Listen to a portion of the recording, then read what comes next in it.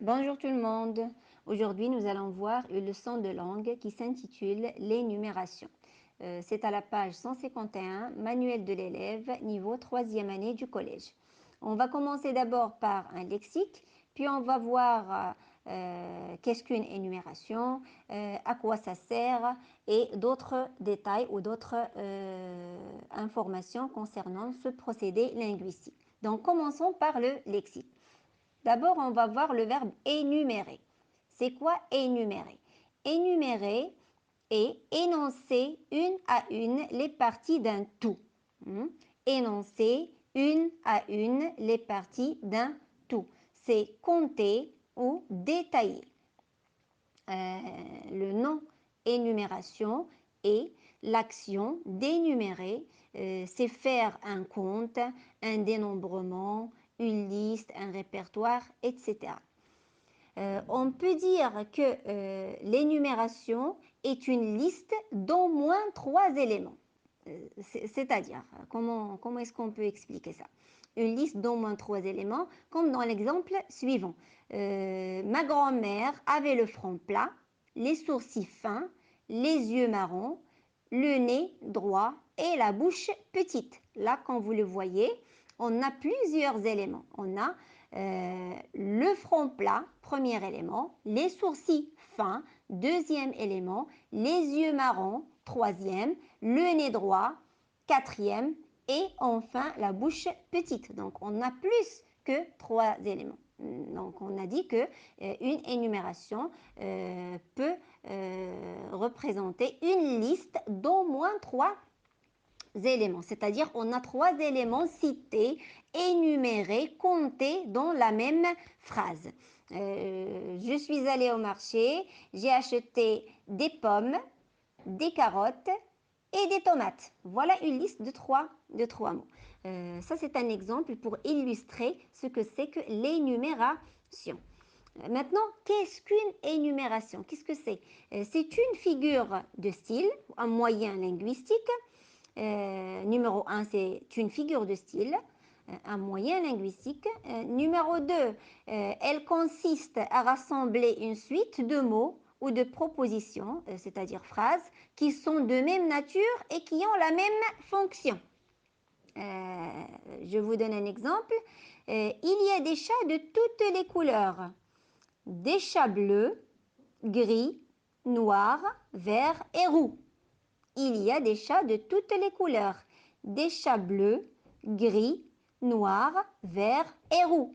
Là, quand vous le voyez, nous avons une phrase qui contient plusieurs éléments cités représentant une énumération avec des mots qui ont la même nature et la même fonction.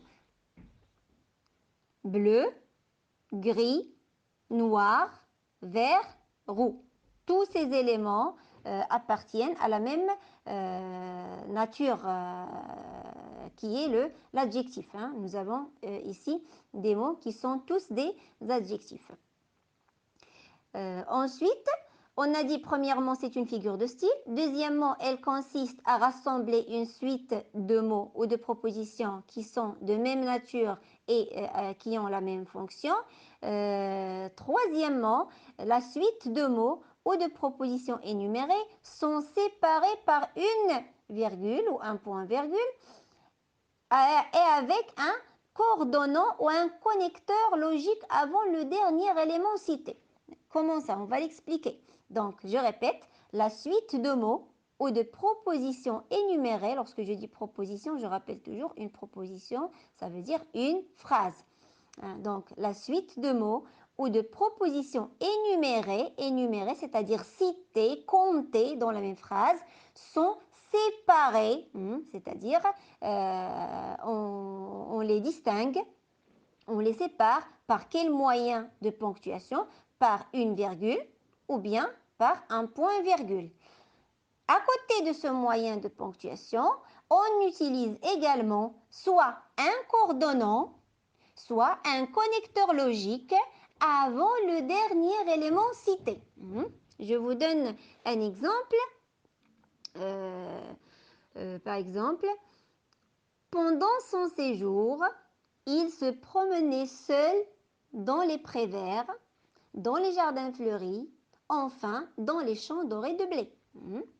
Pendant son séjour, il se promenait seul dans les prés verts, virgule. Voilà, j'utilise une virgule ici, après le premier élément cité qui est les prés verts. Dans les jardins fleuris, deuxième élément cité, virgule. Une deuxième virgule. Troisième élément cité, c'est quoi cet élément cité? C'est les champs dorés de blé. Donc avant ce dernier élément cité dans cette énumération, il y a un connecteur logique. Il y a enfin. On peut avoir un coordonnant comme avec le premier exemple de ma grand-mère. Je vais vous le répéter après. Donc, je vais vous relire toute la phrase. Pendant son séjour, il se promenait seul dans les prés verts, dans les jardins fleuris, enfin dans les champs dorés de blé. Donc, on a première virgule après les prés verts, deuxième virgule après les jardins fleuris, et juste avant le dernier élément cité qui est champ doré de blé, on a un connecteur logique qui est enfin. On peut avoir un coordonnant. Je rappelle la première phrase ou le premier exemple. Je vais vous le rappeler. Il y a des chats de toutes les couleurs. Des chats gris, virgule, bleu, virgule, noir, virgule, vert, virgule, et roux. Le dernier élément cité, qui est l'adjectif de couleur roux, est précédé d'un coordonnant. Donc, dans le premier exemple, on a le dernier élément cité précédé d'un connecteur logique. Enfin, dans le deuxième exemple, on a le dernier élément cité roux précédé d'un coordonnant et. Voilà donc, j'espère que c'est clair. Je passe au point suivant. Ces éléments vont créer une sorte de liste. Donc, ces éléments cités vont créer une sorte de liste dans la phrase qui exprime une énumération, comme ce qu'on vient de voir avec le premier et le deuxième exemple. Je vous donne un autre exemple, si vous voulez. Je prends par exemple l'exemple numéro 3. Elle vit le monstre et fut bouleversée, effrayée, terrifiée et clouée à sa place. Elle vit le monstre et fut bouleversée, effrayée, terrifiée et clouée à sa place. Voilà une liste. J'ai cité une liste d'adjectifs qui décrivent le sentiment de la personne dans cette phrase. Donc, on a une liste d'adjectifs pour montrer ou bien pour créer une impression dans cette énumération. Toujours avec les mêmes moyens, l'emploi des éléments ou bien l'emploi des mots qui appartiennent à la même classe grammaticale, qui ont la même nature, la même fonction, et aussi l'emploi de la ponctuation, la virgule ou le point-virgule, et également l'emploi d'un moyen, soit un coordonnant, un connecteur logique. Dans cette phrase, c'est le coordonnant et avant le dernier élément cité. Voilà donc la réponse à la question qu'est-ce qu'une énumération? Là, on a démontré ce que c'est que l'énumération, comment elle peut être construite, comment on peut l'utiliser dans une phrase. Je passe maintenant au point suivant, c'est pourquoi utilise-t-on une énumération? Donc, une énumération est utilisée dans quelle intention? Pourquoi est-ce qu'on l'utilise? Quel est son intérêt? Quel est son rôle, sa fonction? Donc, l'énumération vise de multiples effets. Elle est utilisée dans l'intention d'apporter des précisions, d'apporter des détails dans une description ou dans un portrait. Voilà donc, si vous voulez, premier intérêt ou bien première intention pour laquelle on utilise ce procédé linguistique qu'on appelle l'énumération. Donc, je répète, on l'utilise pour apporter des précisions et des détails dans une description ou dans un portrait. Je vous donne un exemple. On travaille toujours avec les mêmes exemples, comme ça, c'est très pratique et c'est très facile pour vous. Donc, cet intérêt ou bien cette intention est illustrée dans l'exemple de grand-mère. Numéro 1, ma grand-mère avait le front plat, les sourcils fins, les yeux marrons, le nez droit et la bouche petite. Donc ici, qu'est-ce que je fais? Je fais une énumération. Pour quelle raison? Pour citer des éléments qui ont pour intention de dresser le portrait de grand-mère, hein, côté physique. Hein. Je fais un portrait physique de grand-mère et je cite des éléments qui me permettent de dresser ces descriptions. Et pour que mon style soit bien fait, bien représenté, j'utilise l'énumération qui va me permettre de classer, d'énumérer les éléments que je veux citer dans ma phrase de façon organisée. N'oublions pas, je rappelle toujours, l'emploi des virgules après chaque élément cité et l'emploi d'un coordonnant ou d'un connecteur logique avant le dernier élément cité, sans oublier le troisième point important, c'est utiliser des mots appartenant à la même nature, ayant la même fonction. Deuxièmement, donc on a dit premièrement, on utilise l'énumération pour apporter des précisions et des détails dans une description pour faire un portrait physico-moral ou autre. Deuxièmement, créer une impression. L'énumération me permet de créer une impression. Et on va voir ça avec cet exemple. Elle vit le monstre et fut bouleversée, effrayée, terrifiée et clouée à sa place. Elle vit le monstre et fut bouleversée, effrayée, terrifiée et clouée à sa place. Là, j'utilise des adjectifs pour décrire l'état de la personne qui se trouve dans mon récit ou dans ma phrase afin de créer une impression chez celui qui écoute ou celui qui est en train de lire. Donc là, quand vous le voyez, on a un sentiment de peur, de panique qui règne dans cette énumération. Et ce procédé linguistique permet de créer ces impressions dans le récit ou dans les exemples qu'on veut présenter. Troisièmement, l'énumération nous permet d'insister sur certains éléments. Hein. Il y a des éléments qu'on veut mettre en valeur, on veut attirer l'attention sur certains éléments, sur des éléments bien déterminés. Donc, on utilise l'énumération dans le but de réaliser cette fin. Je vous donne un exemple pour voir ce troisième point, qui est celui d'insister sur certains éléments, de les mettre en valeur, de les mettre en exergue, avec l'exemple suivant. Pendant son séjour, il se promenait seul dans les prés verts, dans les jardins fleuris, enfin dans les champs dorés de blé. Qu'est-ce que je fais dans cet exemple? J'insiste sur les endroits, sur les lieux que la personne a choisis pour se promener. Donc, on n'a pas cité tous les endroits ou n'importe quel endroit, mais on a choisi, on a déterminé les endroits que la personne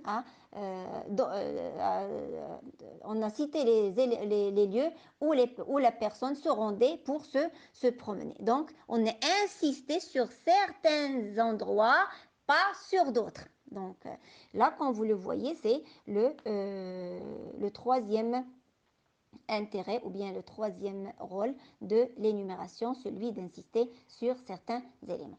Je passe maintenant à un autre point, c'est celui de l'emploi de l'énumération et les déterminants. énumération et emploi des déterminants. Dans une énumération, on répète le déterminant devant les noms qui composent cette énumération. On répète les déterminants, c'est-à-dire à chaque fois vous trouvez le déterminant qui se répète. Par exemple, dans le premier exemple, le front, les sourcils, les yeux, le nez, la bouche. À chaque fois, il y a le déterminant qui se répète.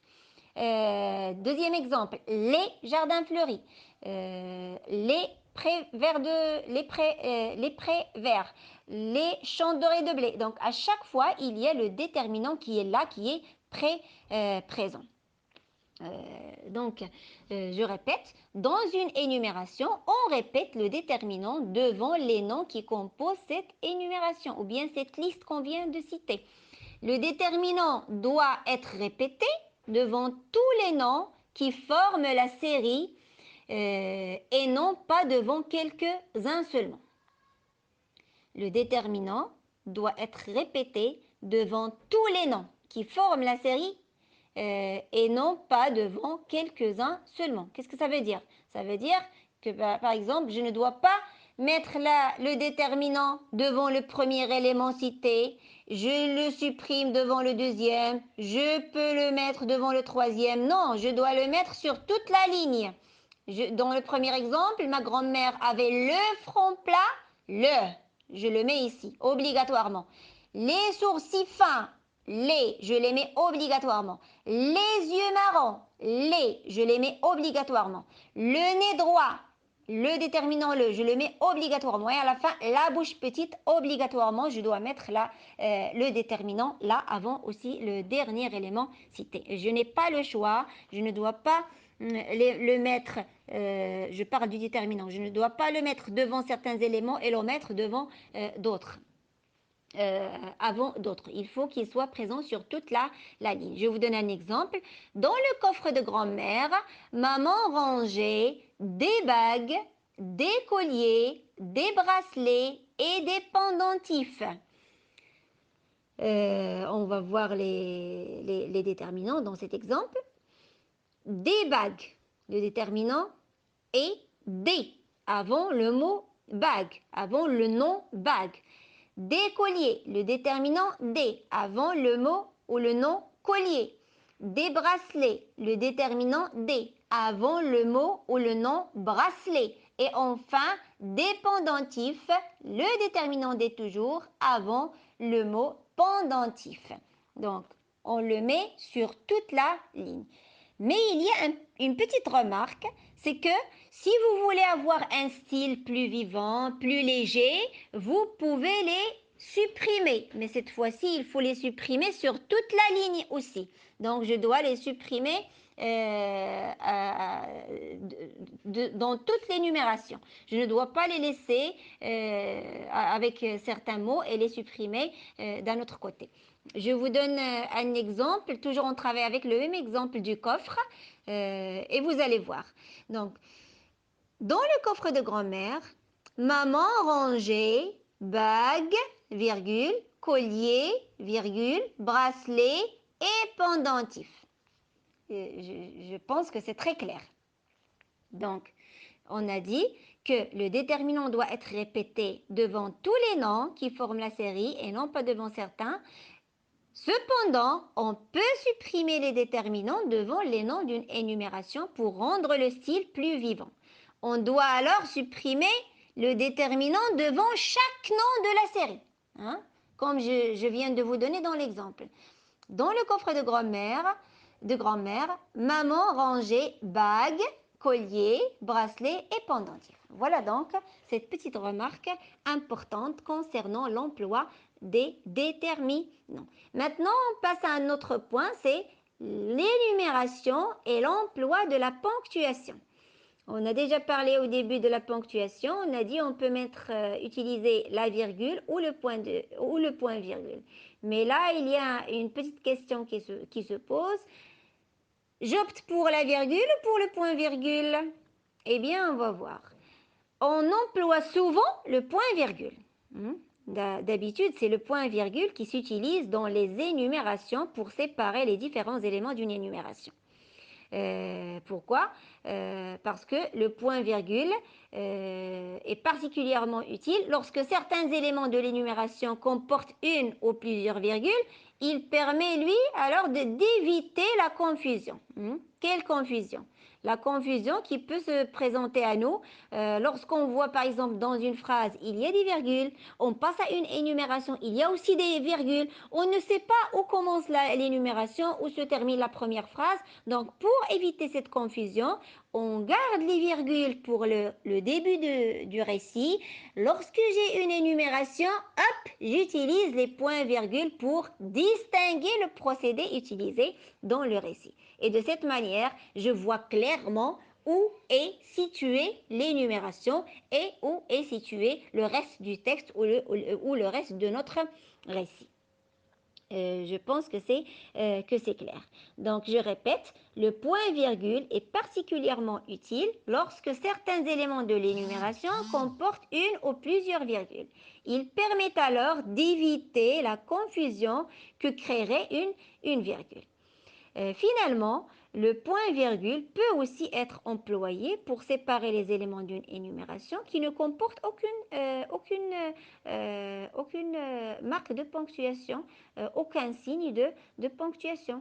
C'est-à-dire, tout simplement, j'ai une énumération, j'utilise directement les points-virgules, comme je peux utiliser directement les virgules. Voilà donc ce petit détail qui concerne l'emploi de la ponctuation avec les numérations. Donc pour le récapituler, dans une énumération, d'habitude, en général, souvent, on utilise le point-virgule. Si j'ai un passage où il y a un récit avec une énumération, pour ne pas tomber dans l'ambiguïté, la confusion, qu'est-ce que je fais? Je réserve les virgules pour le récit, je réserve le point-virgule ou les points-virgules pour l'énumération. Voilà donc notre leçon d'aujourd'hui qui s'intitule l'énumération. La leçon est terminée et